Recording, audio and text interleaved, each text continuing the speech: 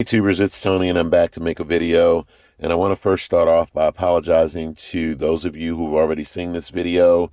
I want you to keep in mind, guys, that I work on so many different cars and I'm dealing with so many different things while making free videos and working as a full-time mechanic that oftentimes you get a little bit confused with what vehicle you're working with.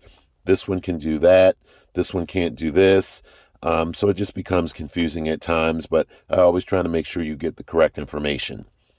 Today I'm back to show you how to program your key remotes and your keys with a chip in it for your Ford vehicles. I believe if you have a Ford Explorer, the process for programming the remote control is listed on page 111 in your owner's manual. And I want to say to program the key, it's on page 118, 119, or 120 in your owner's manual.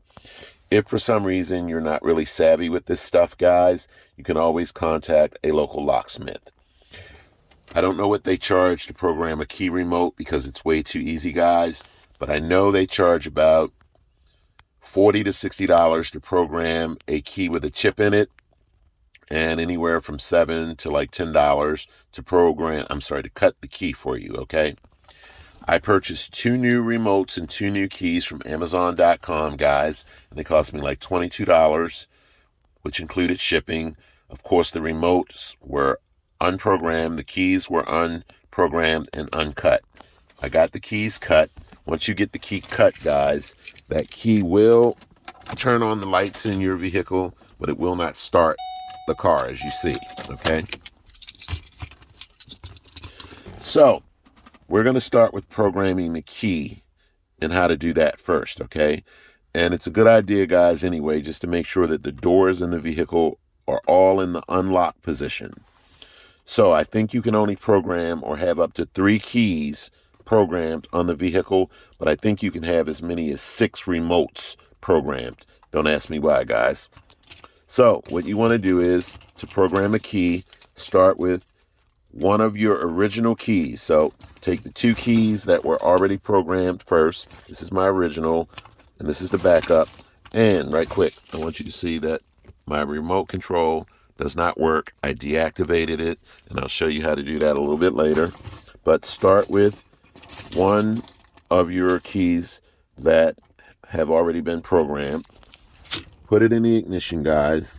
And what you're going to do is you're going to turn the key to the lights run up in the run position, and you're going to do that for 5 seconds.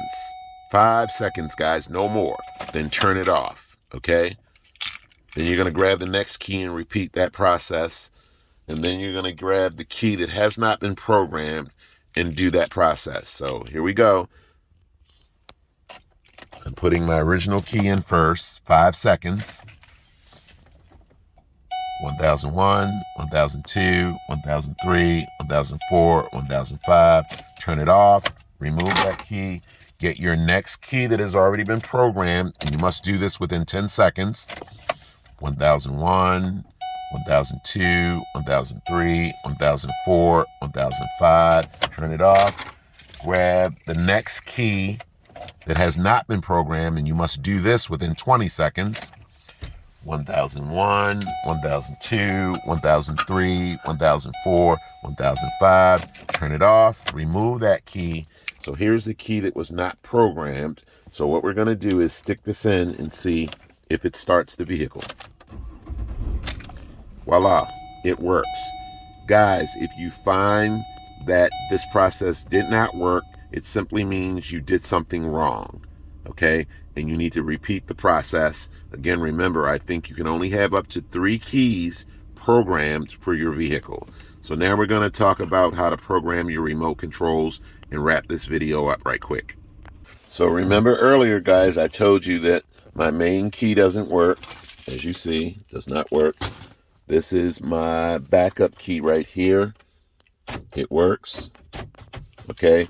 And these do not work because they had not been programmed. The key itself, the one key we just programmed. So to program your key remotes, you want to make sure that all the doors in the vehicle are unlocked. Grab your main key, guys, put it in the ignition, and what you're going to do, guys, is you're going to turn the key to the run position where the lights light up 8 times within 10 seconds, what you'll hear is the doors will lock and unlock. You want to start with the key that's on the remote, push any button, the doors will lock and unlock because you've now entered the programming mode. Go to the next remote, push a button, the doors will lock and unlock. Push a button, the doors will lock and unlock. Do the same thing for the last key. When you're done, turn the ignition off, the doors will lock and unlock, meaning you've left the programming mode, and now you simply just want to test the remotes to make sure that they work. While the ignition or the key is turned into the programming mode, guys, if you fail to push a button on the remote and then turn the ignition off, this key would not get programmed. The others would be programmed. Okay, so here we go. I'm not going to do any talking. 8 times within 10 seconds. Here we go. 1, 2, 3, 4, 5, 6, 7, 8.